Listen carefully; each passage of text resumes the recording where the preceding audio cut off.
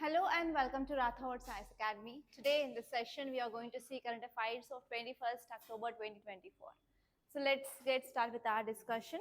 So there are very less number of articles which are relevant from our examination point of view. Let us see all the articles from our examination point of view, from both like dimensions and to which subject you can relate, and even how the questions can be framed in your examination. So let us have insights into this today's analysis. So see this article, guys.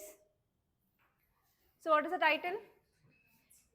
PM opens 3 airports in Chhattisgarh, Madhya Pradesh, UP under Udan scheme. So what are the keywords that you have to focus on? Keywords, tell me. So what are the keywords? Yeah, have you seen this 2024 prelims? So in that 2024 prelims paper, so there was one kind of question. So what does that question is about regarding airports?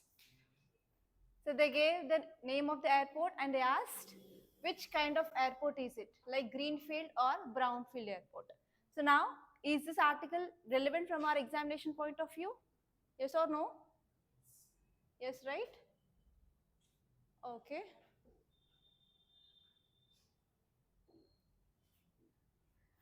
See here. So here, how UPSC can ask the question is, so recent airports in news and in which state those airports had been inaugurated, and you have to see name of the airport, and you have to see the state in which it is located, and you have to see whether it is a greenfield or brownfield airport. So what is the difference between greenfield and brownfield? Yeah, new construction is called as greenfield, and when we are going for redevelopment or like renovation, then that is called as brownfield. Okay, so what are the dimensions you have to see? You have to see about the first one, that is Udan scheme. So what is this Udan scheme about, guys?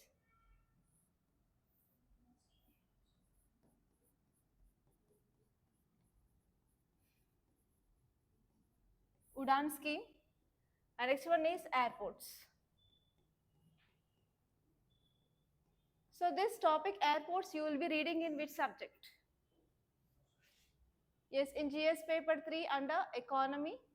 In economy you will be dealing with this topic in infrastructure. Apart from this, from GS paper 2 we have GS paper 1 in geography. We will be studying about transportation topic. In that transportation also you can see this article, right? Okay, next. So next, in which area you will be focusing on these airports? Only geography and economy or any other subject? Yes, government initiative. For example, you can see about Udan scheme, right? Okay, next.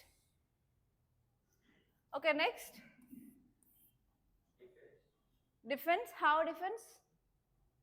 How you can connect with defense? So it is regarding civil aviation scheme. So civil aviation is nothing but what? Civil means normal people. How you can connect with defense? We can't connect with defense. Okay, so what are the dimensions you have to see? You have to see airways in India,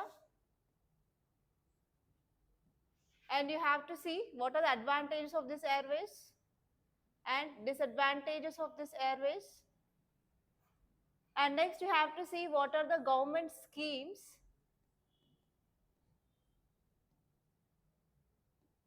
You have to see what are the government schemes regarding these airways in India, and you have to focus on Udan scheme. And you have to see what are the important features of this Udan scheme and what are the advantages of this Udan scheme, and you have to see how far it is success. So all these are the dimensions that you have to see from this article point of view. Okay, now your work is you have to see those 3 airports, so name of those airports and the states in which they located, and you have to point out whether they are greenfield or brownfield airports. So this is your work after this class is done. Okay, now let us see this article Okay. So title says PM opens 3 airports in Chhattisgarh, Madhya Pradesh and UP under this Udan scheme.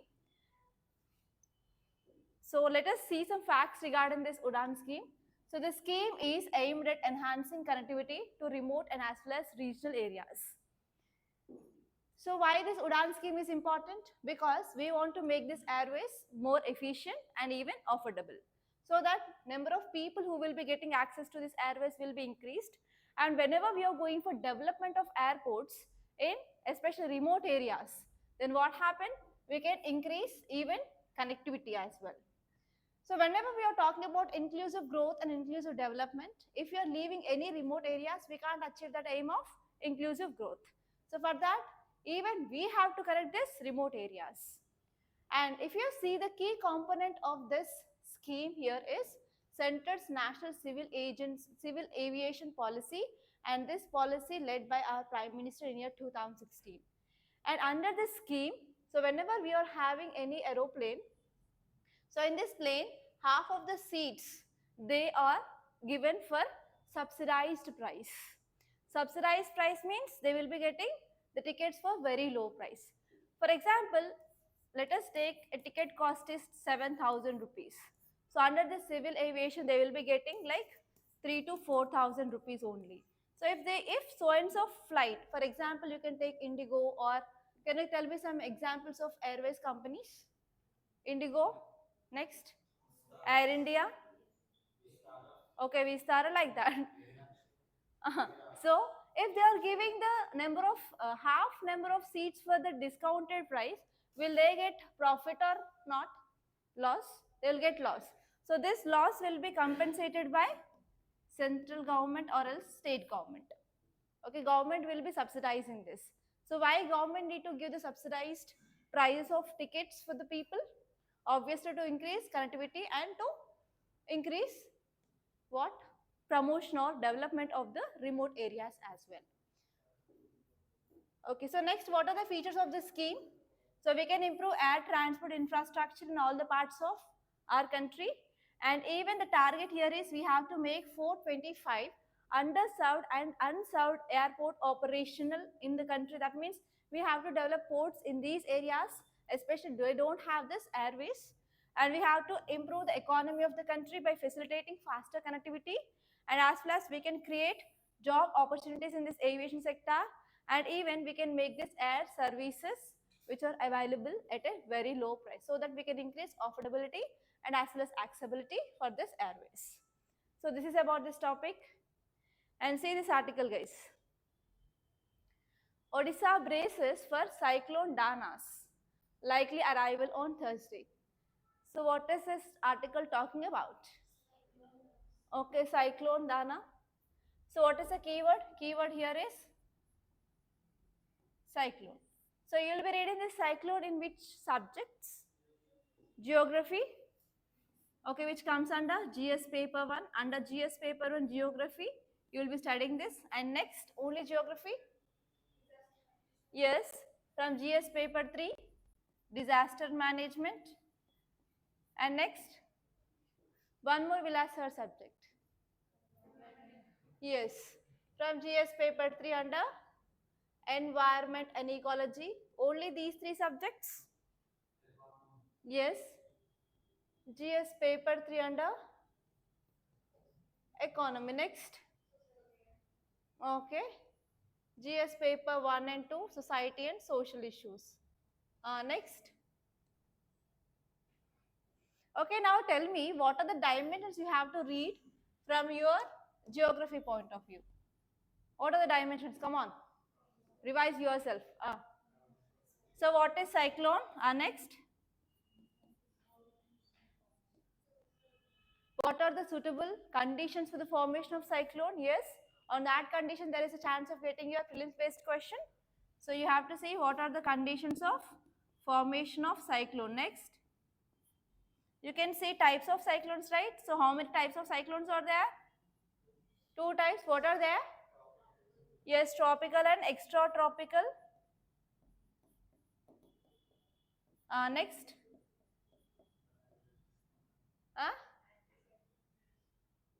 Yes, you can take even anticyclones, and you can see differences between cyclones and anticyclones. And one more important part is who will be naming of cyclones is very important. Already in your UPSC 2016, there was a question regarding the naming of cyclone process. Okay, so all these are the dimensions from your geography. Then what will you study from disaster management?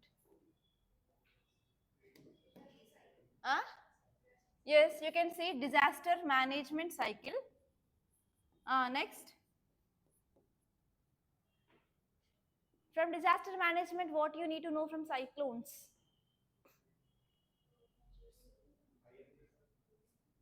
Okay, you can take role of IMD and World Meteorological Organization. Next, yeah, what you will study from disaster management? Everything comes under that cycle only, but here you have to know even examples, because whenever you are writing introduction of cyclone in your disaster management, you have to write recent cyclones, right? So you have to know the examples of cyclones arrived or happened in Bay of Bengal and Arabian Sea separately, and you have to see the examples of cyclones which caused lot of losses to our country. For example, you can take cyclone Umphan. Next, from environment and ecology, what will you study? From environment and ecology.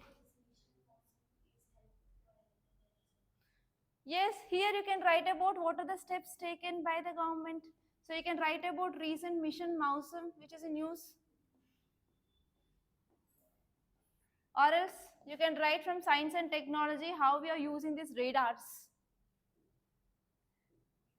Next, tell me from environment and ecology, what you will be studying from environment and ecology regarding cyclones. Yes, due to climate change, how it is impacting our cyclones. And even there is one more article in your science page today. It is regarding hurricanes. Hurricanes is nothing but another name of cyclones in USA. So again here, can you write different names of cyclones? Different name across the world. Again, that thing that you can add. Next.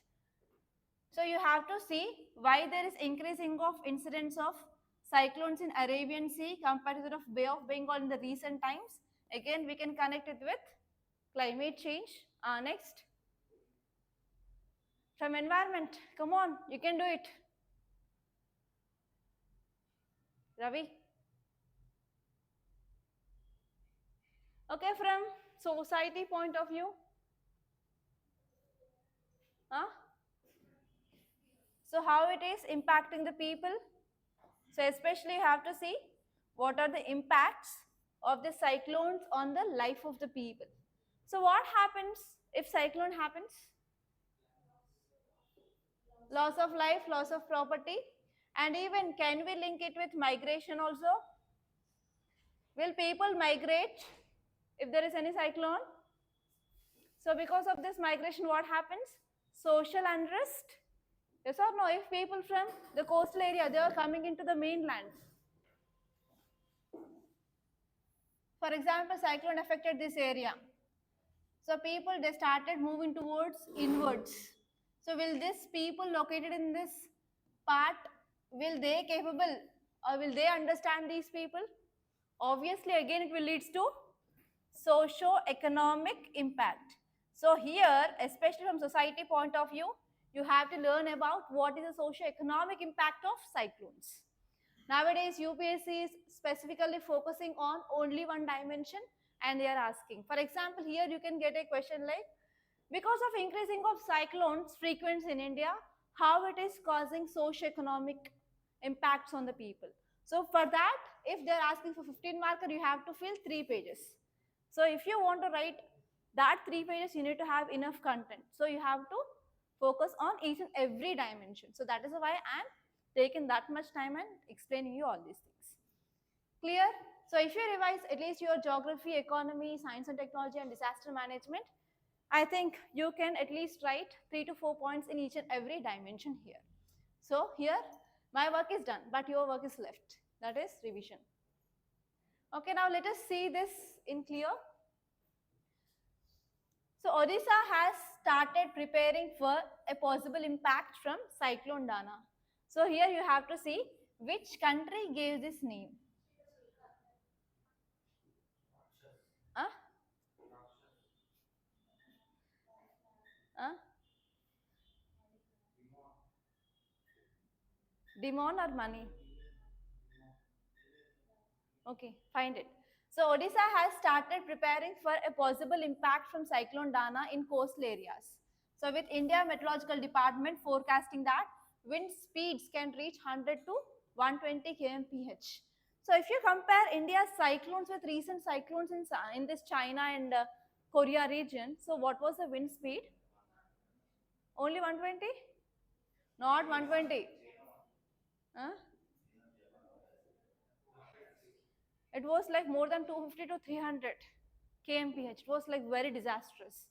But if you are having this speed itself, so we'll be having lots and lots of demolishments, and as well as lots and lots of loss of life, loss of property, everything will happen in India. That means even from infrastructure wise, we are very weak when we are comparing with that of China.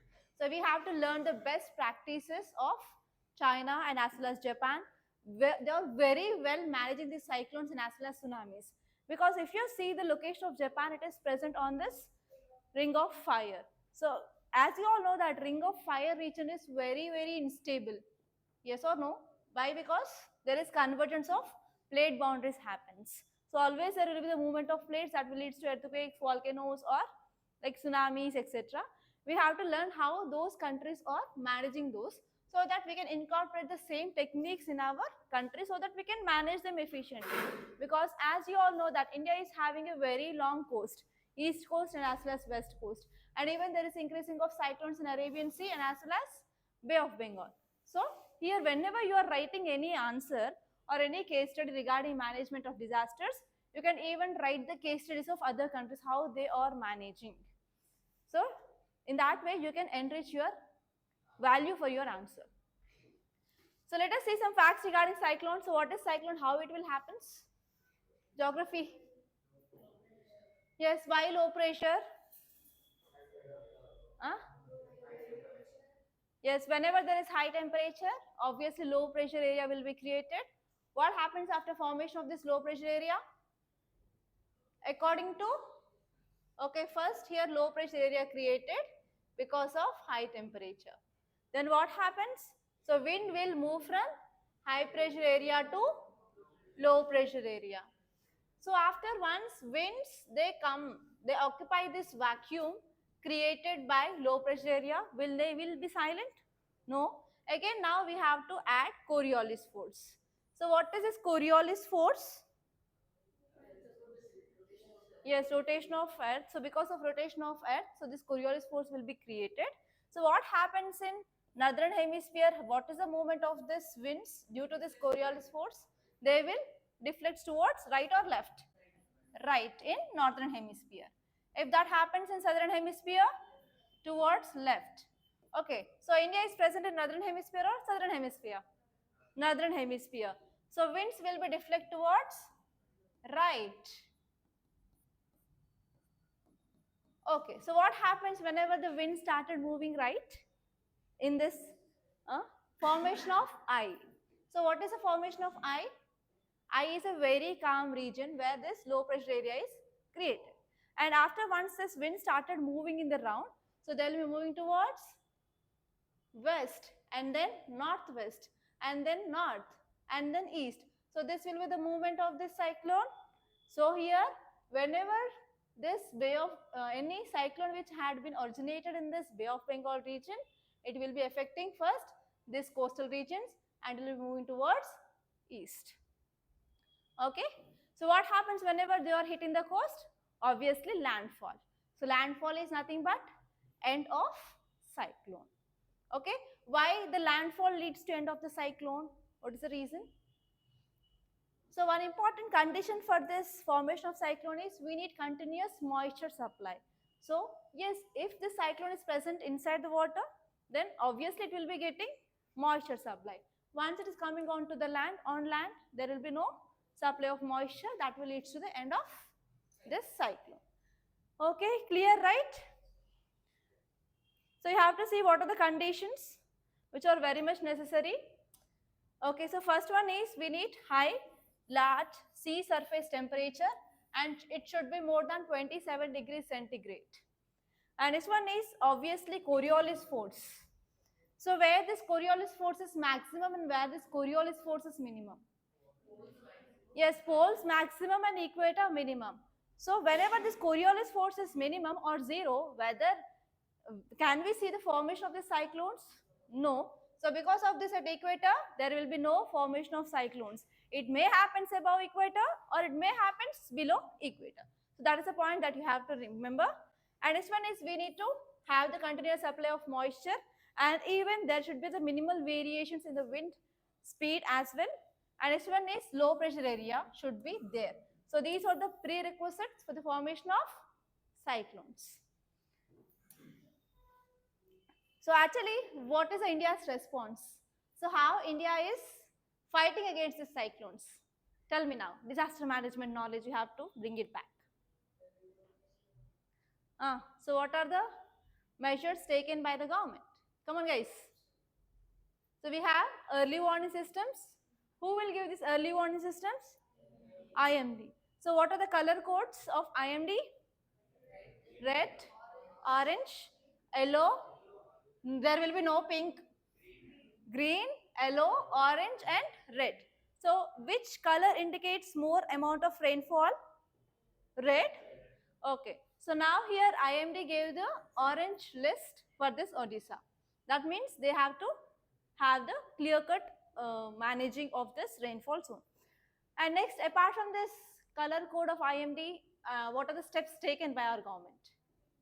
Huh? Yes, vulnerability mapping. Okay, next. Which apps? Come on, examples. So whatever you say, give me examples. Tell me, Madhav, how you are prepared to... yeah? Yeah, give me that examples. Yeah, shelter bells, very good. Next. Sujna. Monica.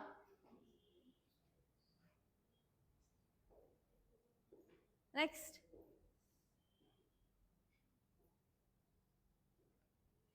Come on, guys. You can do it. Yeah? Yeah, planting trees across the coast. Okay. To some extent we can. Next. So that we can control the speed of wind. Next. Monica. I know you have that capability. Come on, say something. Rohit. Gautam.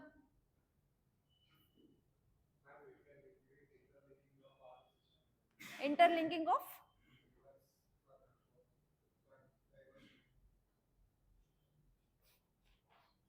Next. Venkatesh. Hiding face. Come on, tell me. Okay, so first one here is we enhanced our early warning systems. So Indian Meteorological Department implemented advanced technologies, and even we started using radars and as well as Doppler weather things, and we are using the satellite imagery so that we are improving the accuracy and as well as timeliness of our cyclone forecast. Once we are good at accurate information like where exactly it is going to start and how it is moving, so which state will be getting more amount of rains or which state will be getting this rainfall or which will be affected, then if we know that correct information, we can give the information to that state so that we can at least take some measures to mitigate this. And next one here is, yes, government came up with establishment of dedicated response agencies. For example, we have NDMA, yes or no? We have NDRF, we have SDMA. Yes, recently we are also talked that we are going to come up with this SDRF also. That is in news. Okay, so why we need this? To have a coordinated disaster management activities, and we can also come up with some development policies as well. Okay, next one here is we are also investing in infrastructure. So tell me which kind of infrastructure we require to control these disasters. Which kind of infrastructure? Shelter wells are next.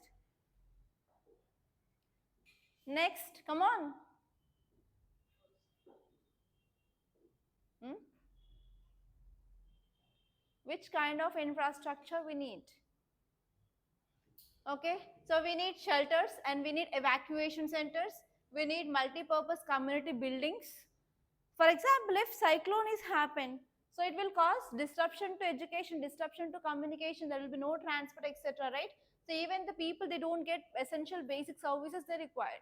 So if you are having this kind of community buildings, as soon as we are getting warnings from this IMD, so we can evacuate the people who are at the great risk to this community centers, and even we can continue education there. We can continue healthcare services providing there, especially for the people who are in need, like pregnant women or like elderly people, like that. And even we can provide essential basic services there.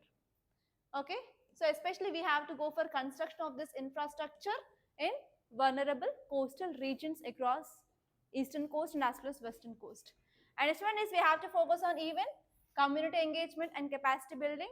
And India came up with many awareness campaigns, training programs, and mock drills to educate the communities. Okay, and next important point is collaboration with international partners. Even whenever the disaster happen, so there is a huge losses. So that time, if we are having the fund, so it's okay. So government will be providing that fund to the states. But if it in that case, if you are not maintaining any funds, so even we can get humanitarian aid from different countries. And even India is first in that humanitarian aid to provide to the different countries. And even we can get technical assistance and financial support from other countries, so that we can make India resilient and we can improve our capabilities to fight against this kind of disasters in India. Okay, one more article, see this article. What to do the Atlantic Ocean hurricane forecast foretell for India. Okay, where is Atlantic Ocean located? So tell me five oceans first. Pacific, Indian, Arctic, Atlantic, Southern. Okay, which is the largest? Second largest? Second largest. Again, dilemma. Which is the shortest? Arctic. Okay, so this article is saying that hurricanes are happening Atlantic Ocean, but what India should learn. So what is the relationship between Atlantic Ocean and India? Do we sharing direct boundary with this Atlantic Ocean? No. But why this article is saying that hurricanes in Atlantic Oceans are related to India? Why? Come on, think. Come on, guys. More transport. Okay, I'm talking about geography point of view and environment point of view here, not exactly related to trade. Okay, now think from geography and environment point of view, guys. Rotating monsoon, how? Mediterranean Sea, Atlantic Sea. Okay. So, impact how? Positive or negative impact? So, what are positive impacts? And what are negative impacts? Come on, Preetham, tell me. Okay. Uh, next.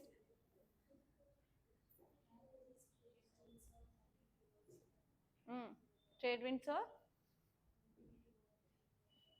Okay, moving towards equator. So, come on, tell me. So, how environment and climate change is impacting hurricanes in Atlantic Ocean and how it is going to have impact on India? Are you understanding my question or not? Tell me now. I am not asking anything irrelevant here. Come on.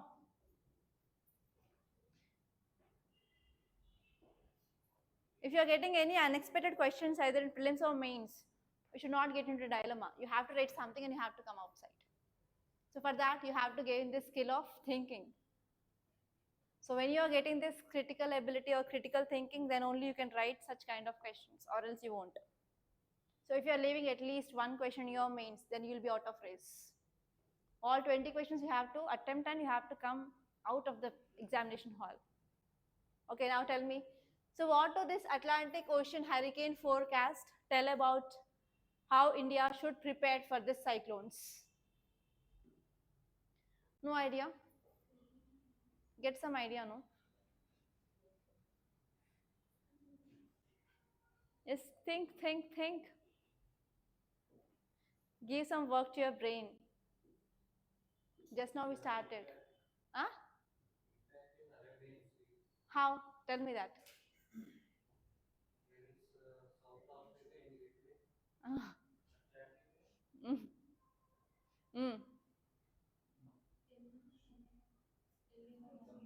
El Nino, La Nina. Okay. So how you are maintaining global temperature? How we are maintaining global temperature? Can we connect this with heat budget? So what is the role of ocean currents? What is the role of ocean currents, guys? So what is ocean currents? Tell me. Flowing of water in certain direction. So types of ocean currents, cold and warm. Okay, now tell me how this Atlantic Ocean hurricane gives some foretell for India. I gave you a lot of hints. From environment and geography point of view, guys, Madhav, come on. Manoj. Mm. So is this all oceans interconnected or not? Now tell me. Something happens in Atlantic Ocean, can the impact will be seen in even Indian Ocean or not? Now, so this article is saying that there is increasing of hurricanes in 2023 in Atlantic Ocean. So what lessons we have to learn from that?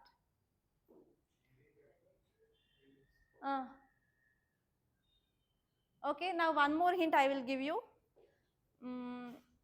Northern Atlantic Ocean comes under tropical or temperate region. Normally USA comes under temperate or tropical region. So whenever hurricanes comes under tropical cyclones or temperate cyclones? Temperate or extratropical cyclones? Now at least tell me now. Temperate cyclones and tropical cyclones in India. Temperate cyclones in USA. How it tells like how we have to prepare for tropical cyclones in India.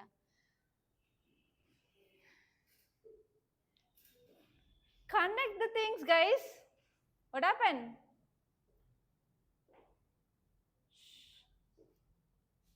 Okay, let it be. So Atlantic Ocean hurricane forecast, they are suggesting that there is uncertainty we are going to face in India. Why? Because yes, there will be increasing of sea levels and there is increasing of extreme weather. So this study which had been done in USA, they said that in 2023 there is increasing of hurricanes. So why there is increasing of hurricanes? Obviously, there will be increasing of sea level temperature. Because of that, low pressure will be formed and we will be applying the conditions of cyclone formations in the hurricanes as well, right? So this study is saying that there is increasing of sea levels and there is increasing of extreme weather, there is increasing of temperature. So because of this, there is increasing of hurricanes in this Atlantic Ocean. They are predicting that in the many areas across the world, there will be increasing of cyclones. So especially in the northern Indian Ocean, there is increasing of cyclonic activity, particularly in the Arabian Sea, where India has made progress in disaster management. Still, countries going to face more vulnerabilities because of slow onset of cyclones and as well as rapid climate events. So India needs to be well prepared to address these cyclones in the future. Clear? So here what you have to see? You have to see what is the study is about and you have to see the comparison between hurricanes and as well as tropical cyclones, that is extratropical cyclones with tropical cyclones. And you have to see the examples. Okay, done. And this article is clearly saying that there is increasing of vulnerability. Indian subcontinent is increasingly susceptible to climate change impacts because of increasing of sea level. So whenever there is climate change is happening, obviously there is lead to global climate temperature increase, that is global warming will increase. So whenever there is increasing of global warming, what happens? Melting of glaciers. Where is this glaciers are located? Normal in the polar regions. So whenever this ice is melting, what happened? That will obviously joins this oceans. So there is increasing of sea level rise. So if Arctic Ocean and Southern Ocean is increasing the water level, obviously that will be moving towards the tropical regions. So there is distribution of temperature. Yes, and even what happens? Increasing of sea level across the globe. So obviously, because of increasing of global temperature, that will also lead to the increasing of vulnerability of cyclones, increasing of vulnerability of coastal areas, and even there is increasing of vulnerability for this island nations. Okay, and this article is saying that there is increasing of cyclone activity and cyclone trends. So if you see in this last 3 to 4 months when you started your coaching, so how many cyclones we discussed in our current affairs class? Can you give me some examples of cyclones that we discussed in this recent 3 to 4 months of time? Is Asna next? Uh, Cyclone? Okay, Michigan. Next. Okay. Now we are discussing that. It had not yet happened. Okay, next. So you have to know the recent cyclones at least in this 2024 and try to make a list. And this one is, if you see this post landfall uncertainty, so whenever this landfall is happening, it is causing huge disaster because there is increasing of even there is increasing of disaster after once this cyclone is doing landfall. There is increasing of loss of life, loss of property, destroying, etc. And if you say geographical impacts, actually the cyclones will going to be intensified in this North Indian Ocean region. So it is going to have a great risk for India, which is having the huge coastline. And this one is, if you see the disaster management progress, India's advancements we are doing like cyclone forecasting, disaster management, etc. So because of those steps, at least we are trying to reduce the fatalities, that means decreasing of deaths. But even though we have to further give the importance for the preparedness, how we have to tackle the situation. Okay, so that is the thing. And see this article, essential business priorities in a changing world. Now again, we have to talk about ethics. So one of the sin of Gandhiji regarding business, tell me guys. So how many sins? 7. Okay. Tell me one sin which is related to business, because this article is talking about business. Yes, business without morality is a sin. Can you give me some example for that?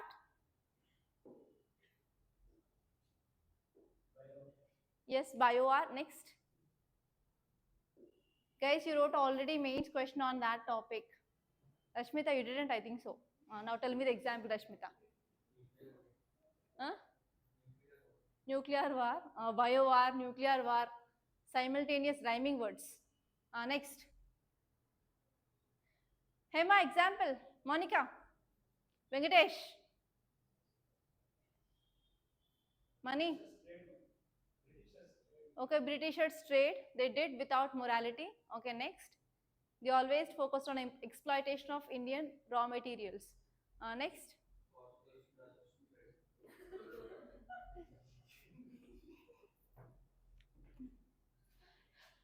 Examples, guys. Okay, so let us see this article. Essential business priorities in changing world.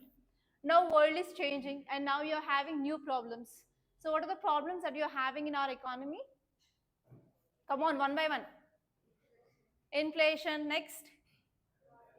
Problems in our economy, Niharika. Economy problems, guys. Poverty, unemployment, no proper savings and decreased investments. Okay, next. Lack of infrastructure. Next. Uh, Foreign, that comes at investments. Next. Technology, next. Uh, R&D, okay. Less investments in R&D. Lack of skills, okay. Lack of training. Next. Okay. So how can we give priority to improve our business in India? So in which areas we have to give the priority? So you know problems. Now tell me the solutions, guys. That is this article.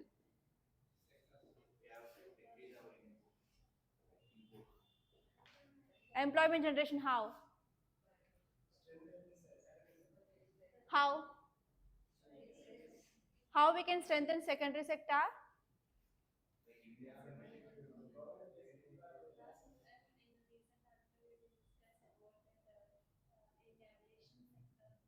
Uh, So tell me how can we improve secondary sector, guys? What can be done? Okay, based infrastructure to MSMEs, incentives from the government, subsidies from the government. Next. Okay, interest subvention. Next. So how can we improve employment opportunities? Okay, skilling of people. Next. And one more important problem in our economy is automation. Yes or no? Automation, machine learning also leads to decreasing of employment. So how can we address that problem? Uh,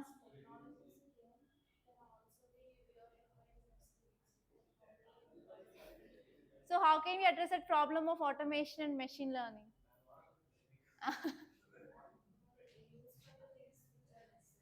Okay, we can go for upskilling and reskilling of people. Next.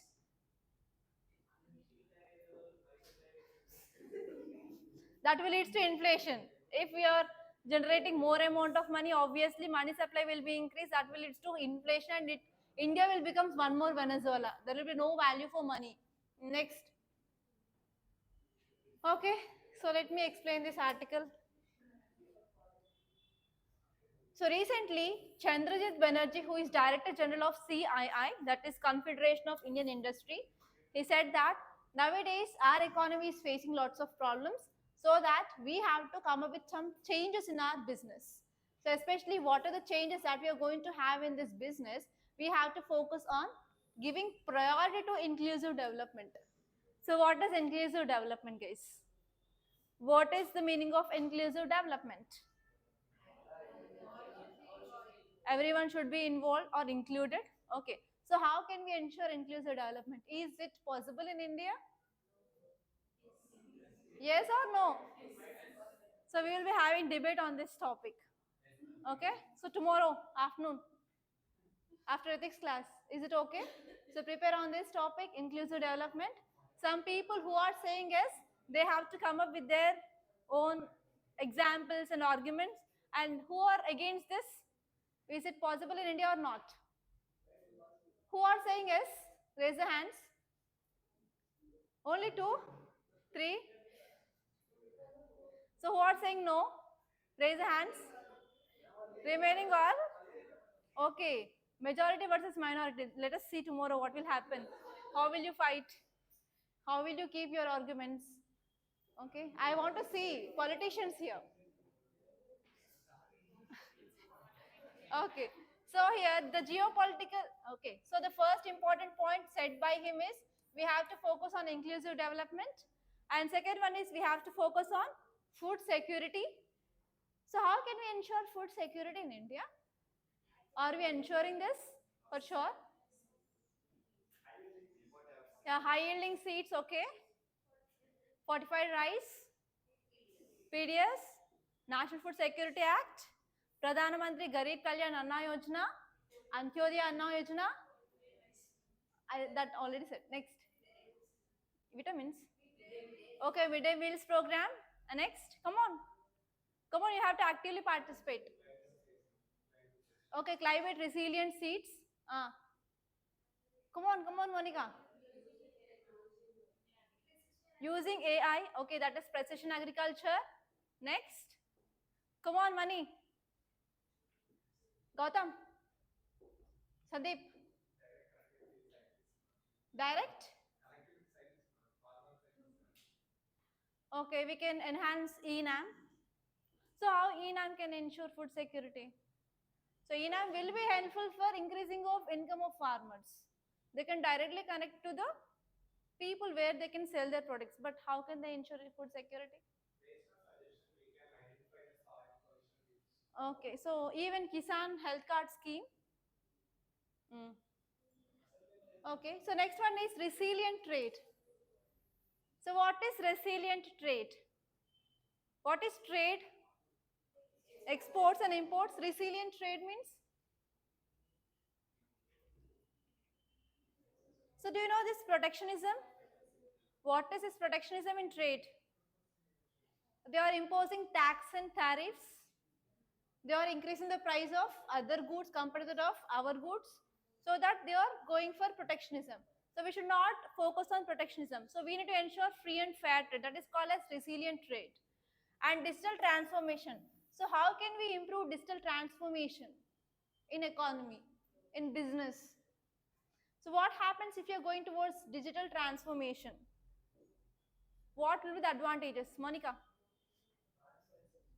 Yeah, transparency, accountability, twin words, twins, they are twins. Next, more production. How? Production or productivity? Production or productivity? Next, advantages, guys. Niharika and Nidisha. Achpola, Chapu. Come on, advantages of digitalization. We studied in our ethics. Accessibility, okay. Proper problem solving, proper public service delivery. Next, decreasing of corruption. Next, yes, malpractice, and we can utilize the funds properly. And next, sustainability. What is the meaning of sustainability in business?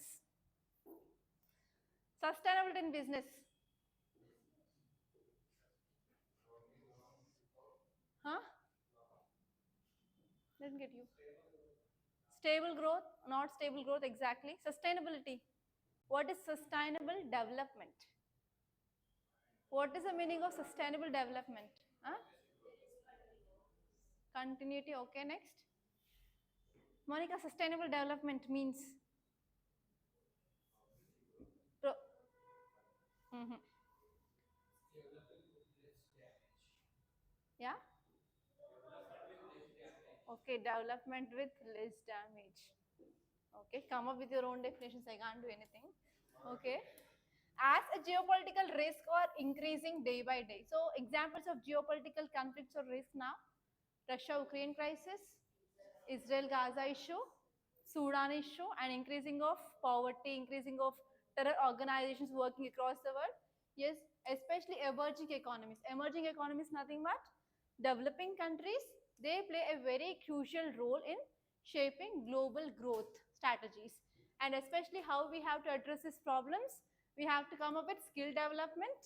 We have to come up with equitable financial access to everyone, and we have to come up with innovative solutions and as well as sustainable practices to come out of this problem that we are facing now. Okay, so what is this equitable growth? Why it is essential? Because whenever we are providing skill development, especially for these marginalized sections, so normally rich people, they obviously get the skills, they have money and they can go to any training or any coaching, etc. They will be getting that skills. So whenever we are focusing especially on this marginalized sections of economy, we can include, we can focus, we can achieve this inclusive economy, inclusive development, and as well as we can focus on more adaptable workforce. We can improve the more amount of workforce into this economy.